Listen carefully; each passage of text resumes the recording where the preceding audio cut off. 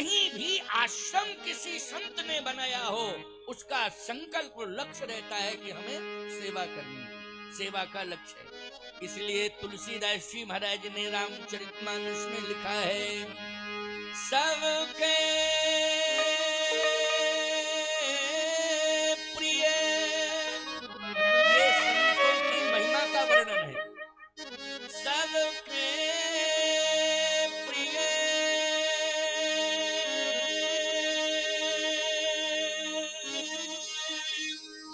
सबके हितकारी,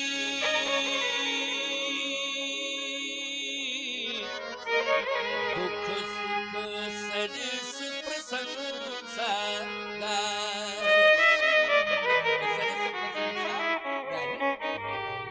अगर दुख भी आ जाता है, सुख में तो सभी प्रसन्न रहते हैं, लेकिन संत सुख में तो प्रसन्न रहता ही है, लेकिन दुख आ जाता है तो उससे भी ज्यादा प्रसन्न रहता है। जितना सुख में रहता, उससे कहीं दुख में ज्यादा प्रसन्नता का अनुभव करता है। कौन? संत।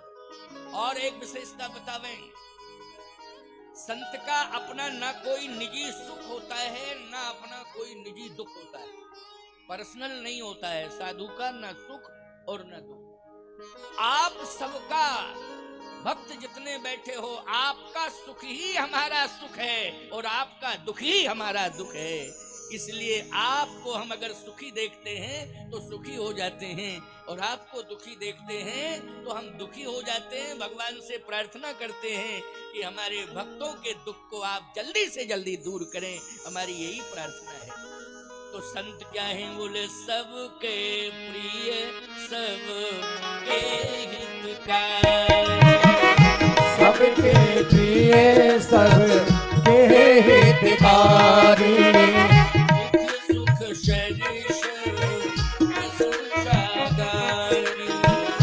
दुख सुख सरिस प्रशंसा गारी, दुख सुख सरिस प्रशंसा गारी, दुख सुख सरिस प्रशंसा गारी,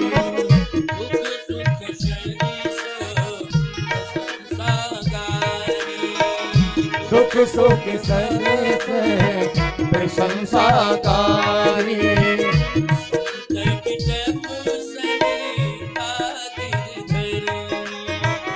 संत बिटप सरे तागिर धरनी,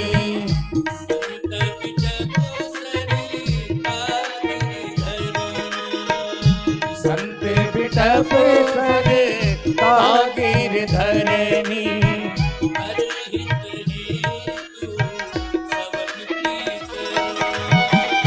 परहित हेतु सबन की करनी,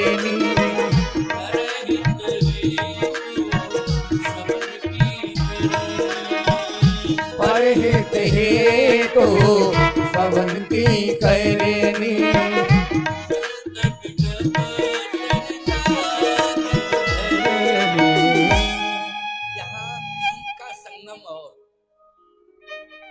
जीवात्मा, महात्मा और परमात्मा। क्यों भाई? तीन का संगम है कि नहीं? आप सभी जीवात्मा असंख्य और महात्मा भी असंख्य, और हर तीर्थ से देवता आए हैं, हर तीर्थ का स्थावर देवता आया है यहाँ। तो बोलो भाई, वो भी असंख्य है असंख्य कि नहीं? तो बोलो संगम हो गया कि नहीं? कितना बढ़िया संगम। और तीन यज्ञ मैंने कहा कि अनादि परंपरा में एक ही साथ तीन यज्ञ ब्रह्मा विष्णु महेश ने एक ही स्थान पर, इसी स्थान पर जहां बैठे वहां इकट्ठा यज्ञ किया, एकत्रित होकर यज्ञ किया। बोलो त्रिवेणी संगम हो गया कि नहीं हो गया? और गंगा यमुना सरस्वती, यहाँ तीनों का त्रिवेणी संगम। कितने प्रकार का संगम हम आपको बता देंगे ना। संगम की महिमा है, और संगम में आज लोग डुबकी लगा रहे हैं। एक बात आपको और बता देना चाहता हूं, तो ध्यान से सुनना। करोड़ों करोड़ों भक्त वहां संगम पर पहुंच करके डुबकियां लगा रहे हैं। अच्छा एक बात बताओ, यमुना जी को और सरस्वती जी को, इन दोनों को लेकर के गंगा जी चली है कि नहीं? गंगा सागर यहीं से, यही स्थान है वो। यहाँ यमुना जी का अस्तित्व गंगा में समाहित हो गया। बोलो, प्रयाग के बाद क्या कोई प्रमाण मिलता है कि यमुना जी आगे हो? और सरस्वती जी तो लुप्त है ना? अब आप परेशान बिल्कुल मत होना, बिल्कुल परेशान होने की आवश्यकता नहीं है कि करोड़ों भक्त आ गए हैं, अब सभी कहेंगे हम संगम में ही स्नान करेंगे और मौनी अमावस्या के दिन करेंगे। एक दिन पहले कर लेना या एक दिन बाद कर लेना, लेकिन यदि वहां अधिक भीड़ हो रही है और जनजीवन प्रभावित हो रहा है तो आप गंगा में ही स्नान कर लेना। त्रिवेणी संगम के स्नान का फल आपको प्राप्त हो जाएगा। आप किसी भी प्रकार से अपने स्वास्थ्य को प्रभावित न करें। समझ रहे हो बात की नहीं? यदि आसानी से, सहजता से मौनी अमावस्या को यदि स्नान संगम पर हो रहा है तो ठीक है, लेकिन किसी भी प्रकार की कोई अव्यवस्था नहीं फैलानी है और ना ही अपने स्वास्थ्य को प्रभावित करना है। गंगा के तट पर आपने गंगा में स्नान कर लिया तो बोलो, सरस्वती जी का जल और यमुना जी का जल किसमें समाहित है? गंगा में। बोलो, है कि नहीं? अच्छा, इस पर कोई टिप्पणी कर सकता है क्या? इस पर कोई टिप्पणी नहीं कर सकता है, कोई गुंजाइश ही नहीं है। मैंने समझाइश दे दी है आपको, क्योंकि करोड़ों करोड़ों भक्त, यहाँ सरकार का कहना था कि 40 करोड़ श्रद्धालु स्नान करें। मैं तो ये मानता हूं कि और ज्यादा ही करेंगे, और आते ही चले जा रहे हैं, आते ही तो जा रहे हैं। इसलिए आप सबको इस बात का ध्यान रखना है, क्योंकि शरीर, बहुत से लोग वृद्ध जो चल नहीं सकते हैं लेकिन भाव लेकर के आए हैं, महाकुंभ के कारण आए हुए हैं, वो आ गए हैं, यही बड़ी बात है, और यहाँ रह रहे हैं, यही बड़ी बात है। स्नान गंगा में भी कर लेना तो तुम्हें संगम, त्रिवेणी संगम का फल प्रयागराज भगवान अवश्य दे देंगे। और रही बात संगम में स्नान करने की, तो जब भी सुविधा समझो आगे पीछे भी आप कर सकते हो, आगे पीछे कर लो, कोई बात नहीं है ऐसी। ये तो अमृत काल चल ही रहा है, लेकिन भगवान भी आपकी परिस्थिति से जुड़ा हुआ है। बोलो, जुड़ा है कि नहीं जुड़ा है? ये प्रयाग तीर्थ आपकी परिस्थिति से जुड़ा है। अगर आप यहाँ बीमार हो गए तो बदनामी किसकी होगी? बोलो, प्रयागराज भगवान की बदनामी होगी कि नहीं होगी? जल्दी बोलो। आप यदि परेशान हो गए तो दोष राजा के ऊपर जाएगा, क्योंकि जासुराज प्रिय, जासुराज प्रिय प्रजा दुखारी,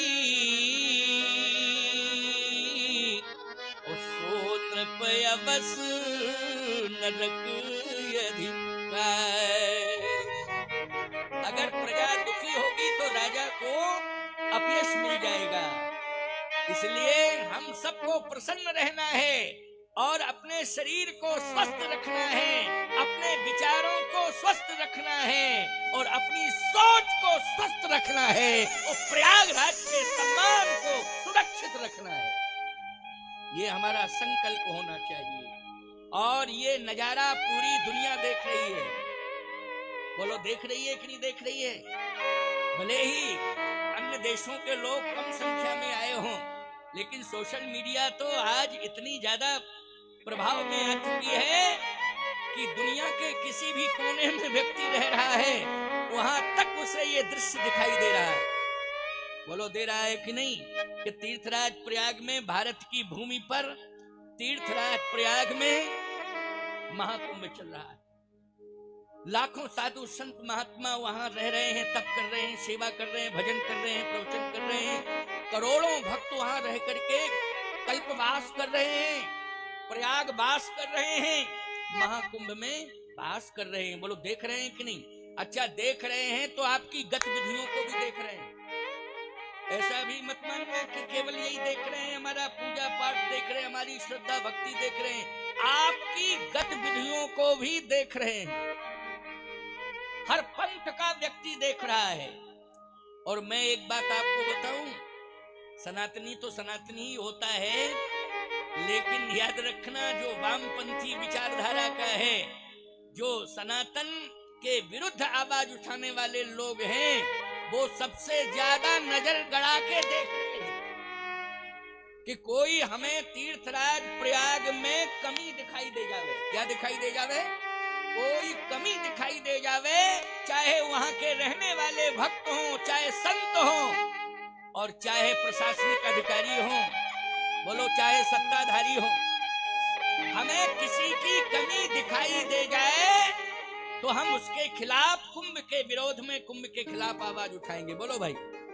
लेकिन मैं आज केवल इस प्रयाग के कुंभ में आए हुए करोड़ों भक्तों से ही नहीं कह रहा हूं, वो भक्त तो हमारे प्राण हैं और तीर्थराज प्रयाग भगवान के वो सभी प्राण हैं, संतों के प्राण हैं, क्योंकि भक्त भक्त होता है, चाहे संत हो चाहे भगवंत हो, भक्त प्राण होता है प्यारे।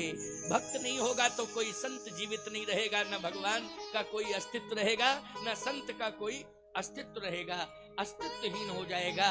तो मैं एक ही बात कहना चाहता हूँ कि यहाँ साधक बन करके रहना है और पूरी दुनिया को और विरोधियों को ये बता देना है कि हम सनातनी अपने महाकुंभ को साधना के बल पर और भक्ति के बल पर संपन्न कर रहे हैं, सानंद संपन्न कर रहे हैं और निर्विघ्नता पूर्वक हमारा ये महाकुंभ सफलता की ओर जा रहा है। बोलो, यही संदेश जाना चाहिए कि नहीं जाना चाहिए? कहां से? तीर्थराज प्रयाग से जाना चाहिए। ये प्रयाग से ये बात बहुत महत्वपूर्ण बात हो रही है इस मंच से। बोलो, हो रही है कि नहीं हो रही है? केवल ये कथा ही नहीं हो रही है, यहाँ हमें कैसे रहना चाहिए और किस भाव से रहना चाहिए, हमें यहाँ रहकर क्या करना चाहिए, क्या नहीं करना चाहिए, ये आपको रहनी बताई जा रही है, आपको इंगित किया जा रहा है, आपको सचेत भी किया जा रहा है।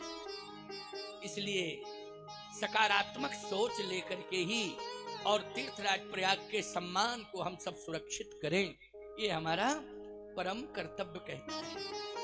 अच्छा, एक बात और सुन लो भैया, जब ज्यादा संख्या, कहीं भी घर में ज्यादा संख्या हो तो घर में गंदगी आ जाती है, क्योंकि ज्यादा संख्या। तो सफाई के जिम्मेदार घर वाले होंगे कि नहीं होंगे? बोलो भाई, कि घर का मुखिया होगा।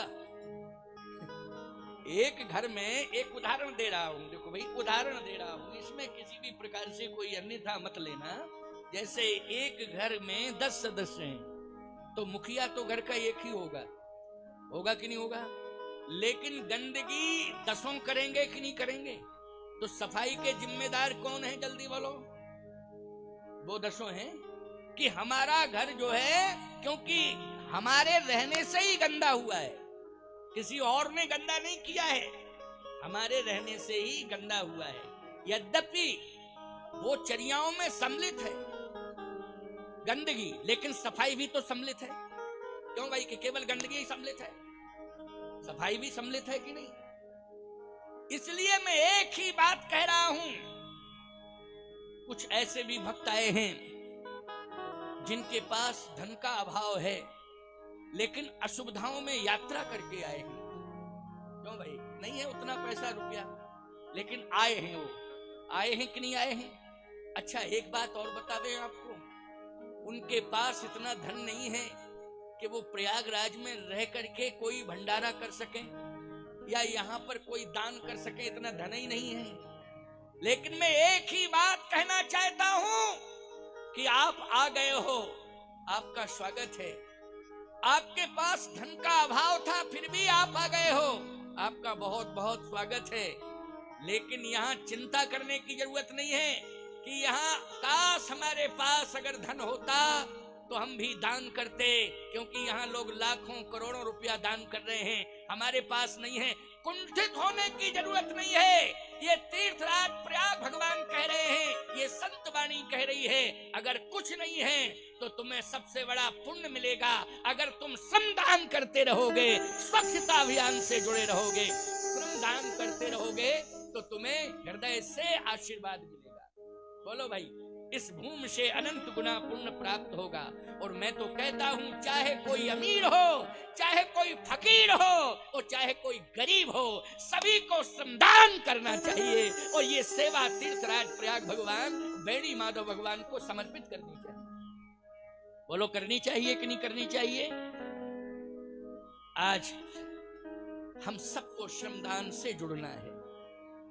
जितनी क्षमता है उस भाई दान भी तो धन का भी जितनी क्षमता होती है उसी के अनुसार आप दान करते हो कि नहीं करते हो? बोलो भाई, करते हो कि नहीं करते हो? अच्छा एक बात बताओ, काम भी करते हो तो शरीर में जितनी शक्ति है उस शक्ति के अनुसार ही आप काम करते हो कि नहीं करते हो? तो फिर यही समझ लीजिए कि समय नहीं है लेकिन फिर भी श्रमदान के लिए समय निकालो। समय नहीं हो भले ही ना हो समय, लेकिन समय निकालना है और सभी को श्रमदान से जुड़ना है। क्योंकि पहला दान यद्यपि पौराणिक प्रामाणिकता के अनुसार तो अपना अपना मत है। कोई कहता गौदान पहला दान है, कोई कहता अन्नदान पहला दान है, कोई कहता भूमिदान पहला दान, कोई कहता गजदान पहला दान है। अरे ये ठीक है, अपनी अपनी सोच है कि पहला कौन है, दूसरा कौन है, तीसरा कौन है, चौथा कौन है। मैं आपसे एक बात कहना चाहता हूं, मानव संस्कृति में सबसे पहले हमें अपने शरीर को समय देना पड़ता है कि नहीं देना पड़ता है? जल्दी बोलो। चाहे आप कितने ही बिजी हो और चाहे कितने महत्वपूर्ण हो, लेकिन सुबह सुबह आपको चाहे जितनी चर्याओं में आप व्यस्त रहेंगे, चाहे जितने दिन भर व्यस्त रहेंगे, लेकिन सबसे पहले उठते ही आपको अपने शरीर के लिए समय देना पड़ेगा कि नहीं देना पड़ेगा? देना पड़ेगा। अरे और छोड़ो जी, जो पत्थर की मूर्ति होती है पुजारी से पूछो, वो सबसे पहले ठाकुर जी को समय देता है। क्यों भाई? देता है कि नहीं? जबकि वो अचल प्रतिष्ठित हैं। मंदिर में मूर्ति के रूप में भगवान कैसे हैं? बोले अचल प्रतिष्ठित हैं। लेकिन पुजारी हम नियुक्त करते हैं कि नहीं करते हैं कि जाओ पहले सेवा करके आओ। और सुबह सुबह पुजारी प्रवेश करता है कि नहीं करता है? सुबह जाना ही पड़ेगा, अनिवार्य है। यदि कोई भी पुजारी दिन के 12 बजे जाएगा मंदिर में पूजा करने तो अपयश का पात्र बन जाएगा और लोग उसे पूजा से वंचित कर देंगे, विरोध करेंगे कि तुम इतना विलंब से क्यों? तुम्हें समय से जाना चाहिए, तुम्हें ठीक 4 साढ़े 4 बजे मंदिर में प्रवेश करना ही चाहिए। तो सीधी सी बात ये, इंसान की बात छोड़ो, भगवान भी प्रातःकालीन चर्या से जुड़ा हुआ है, उसको भी सेवा की जरूरत है। हम भी अपने शरीर को समय देते हैं, सेवा देते हैं। क्यों? हम स्वच्छ हो जाएं। क्या हो जाएं? हम स्वच्छ हो जाएं।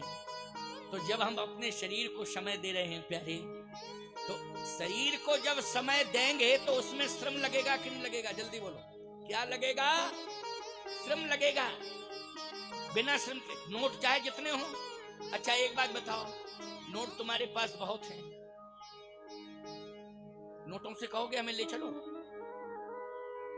नोटों से स्नान कर लेना, ऊपर यूं यूं यूं नोट फैला लेना अपने शरीर को, स्नान हो गया है। भूख लगे तो नोट खा लेना। नहीं नहीं, भूख लगेगी तो धन से आप व्यंजन खरीदेंगे, खाएंगे, लेकिन नोट नहीं खाएंगे। क्या खाएंगे? व्यंजन। बोलो। प्यास लगेगी तो आप पैसे से पानी भले ही खरीद लेंगे, लेकिन पानी ही प्यास बुझाएगा, पैसा नहीं बुझाएगा। भूख भी पैसा नहीं बुझाएगा, भोजन बुझाएगा। बोलो बुझाएगा कि नहीं? इसी प्रकार से धन कितना ही बना रहे, चाहे जितने अमीर क्यों ना बने रहो, अगर तुम पैसे के बल पर कुछ भी नहीं करना चाहोगे, एक नौकर का सहयोग लेना चाहोगे, जबकि तुम्हारे अंदर सामर्थ्य है, लेकिन धन का प्रभाव दिखा करके तुम एक नौकर का सहयोग अपनी प्रातःकालीन चर्या में लोगे, तो मैं कहता हूं कि तुम इंसान नहीं, तुम तो दिव्यांग माने जाओगे, विकलांग माने जाओगे, कमजोर माने जाओगे। बोलो माने जाओगे कि नहीं माने जाओगे? यही व्यक्ति बिल्कुल शरीर से एकदम कमजोर है और बुद्धि से भी कमजोर है। अरे राम राम, ये सेवा इसे अपने हाथ से खुद करनी चाहिए, लेकिन इसमें असमर्थ हो तो अलग बात है, किसी का सहयोग ले लो, लेकिन सामर्थ्यवान हो, शक्ति है तो स्वयं करना चाहिए कि नहीं करना चाहिए? यही मर्यादा भी है, यही तो मर्यादा है। इसलिए मैं कह रहा हूं कि हमारे तीर्थ की मर्यादा इसी में है कि प्रत्येक व्यक्ति सबसे पहले जागे और स्वच्छता अभियान से जुड़ जावे, श्रमदान समर्पित करे तीर्थराज प्रयाग भगवान को। तो याद रखना, यहाँ गंदगी दिखाई नहीं देगी, कहीं भी गंदगी दिखाई नहीं देगी। दूसरी बात, हम संगम में स्नान करें चाहे गंगा जी में स्नान करें, जहां स्नान कर रहे हैं 10 मिनट वहां की सफाई में पहले दें। जो भी हमारे सामने कचरा फचरा पड़ा हो वहां ये मत सोचो कि पीछे वाला आएगा वो हटाएगा, हैं? पीछे वाला आएगा वो हटाएगा, हैं? और पीछे वाला फिर कहेगा कि आगे हम तो आगे आ गए, पीछे वाला हटाएगा। फिर वो पीछे वाला कहेगा हम आगे आ गए, पीछे वाला हटाएगा, हैं?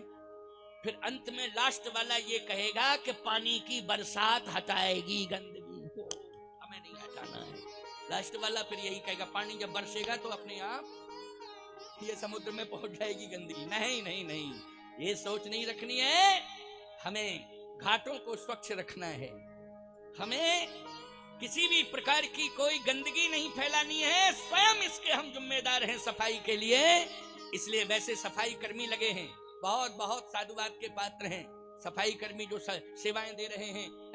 मैं एक बात बताऊं आपको, पैसे की बात नहीं है, ये हिम्मत की बात है और सोच की बात है कि यहाँ पर हजारों की संख्या में सफाई कर्मी आए हैं, वो सफाई दे रहे हैं। उनका काम है, वो करेंगे। सरकार ने सेवाएं दी हैं उनको, वो सरकार का काम है। लेकिन हमारा काम है कि हम अपने राजा के यहाँ आए हैं। कौन राजा? बैणी माधव प्रयाग तीर्थराज, प्रयाग भगवान के दरबार में आए हैं, राजा के यहाँ आए हैं। इसलिए हम स्वयं सेवा देंगे और सबसे पहले हम और दान बाद में करेंगे, लेकिन पहले हम श्रमदान करेंगे। ये संकल्प हमारा होना चाहिए। और दान बाद में करेंगे, लेकिन पहले श्रमदान करेंगे। इसलिए स्वास्थ्य को प्रभावित नहीं करना है और सोच को संकीर्ण नहीं बनाना है। और अन्नदान, द्रव्यदान, गौदान, जितने प्रकार के दान हो सब करिए, लेकिन हम श्रमदान भी रोज करें, नित्य करें, प्रतिदिन करें। ये हमारा संकल्प होना चाहिए। तो आइए, राजा के यहाँ हमें सहयोग और सेवा देनी है। राजा की महिमा किसी भी प्रकार से घटनी नहीं चाहिए। सरस्वती जी भी इतनी बड़ी महिमा है कि वो वर्णन नहीं कर पा रही हैं। सरस्वती जी असमर्थ हैं, अक्षम हैं, वो वर्णन नहीं कर पा रही हैं। लेकिन सत्य तो यह है प्यारे, आज हम प्रयाग की महिमा का वर्णन सुन रहे हैं। संतन सन जस कति सुनेउ तुम्हें सुनावो सोए। यहाँ पर यज्ञ हुए, सफल हो गए। और आपको एक बात बतावें, अमृत की बूंद, जैसा कि संत और शास्त्र कहते हैं कि 4 ही जगह गिरी, प्रयाग में, नासिक में, उज्जैन में और हरिद्वार में। ये 4 बूंदें अमृत की। क्यों भैया 5 बूंदें काहे नहीं गिरी, 6 क्यों नहीं गिरी? और इतना बड़ा घड़ा भरा था अमृत से, तो उसकी तो कई बूंदें गिर जानी चाहिए थी। क्यों भाई अमृत की? लेकिन 4 ही बूंदें और 4 ही जगह 4 बूंदें। ये 4 फल हैं। और यहाँ और एक बात, ये राजा क्यों हुए? अर्थ, धर्म, काम, मोक्ष, ये 4 फल हैं। बोलो हैं फल कि नहीं? ये 4 बूंदें अमृत की, इसका मतलब क्या है? अर्थ, धर्म, काम और मोक्ष, ये 4 फल हैं। लेकिन जब 4 फल हैं तो अमृत की बूंद नासिक में गिरी, वो राजा क्यों नहीं बने? नासिक, अमृत की बूंद उज्जैन में गिरी है, लेकिन वहां के राजा महाकाल भगवान तो हैं। लेकिन ईमानदारी से बताओ, पूरा उज्जैन राजा नहीं, उज्जैन का राजा एक है। लेकिन यहाँ तीर्थों के राजा, बोलो तीर्थों के राजा है। नासिक में भी कोई राजतंत्र की परंपरा में राजा होगा, उज्जैन में भी कोई राजा होगा, लेकिन महाकाल हैं वहां के राजा। लेकिन संपूर्ण तीर्थों के राजा कौन हैं? प्रयाग हैं। क्यों? तुलसीदास जी कहते हैं और जगह फल हैं और यहाँ तो फलों का भंडार है, 4 पदार्थ भरा भंडार। बोलो है भंडार की नहीं? इसलिए ये क्या बन गए? तीर्थों के राजा बन गए। फलों का भंडार है, अब चूकना नहीं। यहाँ पर फलों का भंडार है, अर्थ, धर्म, काम, मोक्ष, 4 पदार्थ भरा भंडारू। बस सेवा से अधिकार मिलता है और सेवा से ही फल मिलता है। बोलो कर्तव्य से अधिकार मिलता है, सेवा से फल मिलता है। बोलो किससे फल मिलता है? जल्दी बोलो। सेवा से फल मिलता है, कर्तव्य से अधिकार मिलता है और सेवा से फल मिलता है। जितनी ज्यादा से ज्यादा यहाँ शरीर से सेवा दे दोगे, धन से सेवा दे दोगे, मन से सेवा दे दोगे, तन से सेवा दे दोगे, उतना ही प्रयागराज भगवान उससे कई गुना ज्यादा आपका भंडार भर देंगे। किसी भी प्रकार की कोई कमी वो नहीं रखेंगे। इसलिए आपको चकाचक आनंद प्राप्त होगा। किसी भी प्रकार का कोई तीन ताप, ये सबसे खतरनाक हैं तीनों, दैहिक, दैविक और भौतिक, जिनको कहते हैं त्रैताप। ये त्रैताप जो है दैहिक, दैविक, भौतिक। लेकिन मैं एक ही बात कह रहा हूं आपसे कि यहाँ तीर्थराज प्रयाग में श्री राम जी ने आकर के पूजा की है। वो लोग की है ना, त्रिवेणी तट पर भगवान राम ने, बेणी माधव भगवान की त्रिवेणी तट पर भगवान ने पूजा की है, राम जी ने आकर के। और यहाँ सभी संतों ने भगवान श्री राम से अनुरोध किया कि प्रभु आप कृपा करके यहाँ रह जाएं। भगवान ने कहा मैं रहूंगा नहीं, लेकिन मेरी रिद्धियां सिद्धियां सदा यहाँ रहेंगी। समझ गए हो कि भगवान ने कहा मैं भाई शरीर से तो नहीं रहूंगा, लेकिन जो मेरी रिद्धियां सिद्धियां हैं, मेरे पास शक्तियां हैं, वो सारी शक्तियां जो है प्रयाग में रहेंगी। अच्छा बोलो भाई, राम जी ने भी अपनी शक्ति यहीं समर्पित कर दी है। और क्या कहना, जितने देवी देवता हैं वो सभी आकर के राजा साहब के यहाँ आते हैं, तो राजा को निछावर भी देते हैं कि नहीं देते? वो राजा की निछावर करते हैं। राजा की निछावर मानी राजा का सम्मान। जैसे आपने किसी संत या किसी विशिष्ट व्यक्ति के ऊपर कोई मुद्रा निछावर की तो उसका वो सम्मान हो गया। तो जितने भी तीर्थ आते हैं, जितने भी संत आते हैं, वो यहाँ निछावर करते हैं। अच्छा, वो निछावर लेता कौन है? याद रखना, निछावर लेता कौन है? आप कहोगे महाराज एक विशेष जाति का व्यक्ति निछावर लेने का अधिकारी होता है। मैं कहता हूँ तीर्थराज प्रयाग में तो हम सभी जितने भी भक्त आए हैं, जैसे गंगा में किसी भी जाति का व्यक्ति स्नान कर रहा हो, गंगा समान रूप से फल देती हैं। बोलो देती है नहीं? अच्छा, ठंडा ठंडा जल सभी को महसूस होता है कि नहीं होता है? जल्दी बोलो। या किसी को गर्म लगता है, किसी को ठंडा लगता है? अगर दिमाग ही खराब हो तो क्या बता दो, दिमाग खराब हो तो फिर क्या क्या नहीं लगने लग जाए। लेकिन गंगा समान रूप से, यमुना जी समान रूप से, त्रिवेणी मैया समान रूप से सबको आनंद देती हैं। ऐसे ही जो भी शक्तियां समर्पित कर रहे हैं तीर्थराज प्रयाग को देवी देवता यहाँ आकर के, चाहे राम जी हो, चाहे कृष्ण जी हो, चाहे दुर्गा जी हो, चाहे अन्य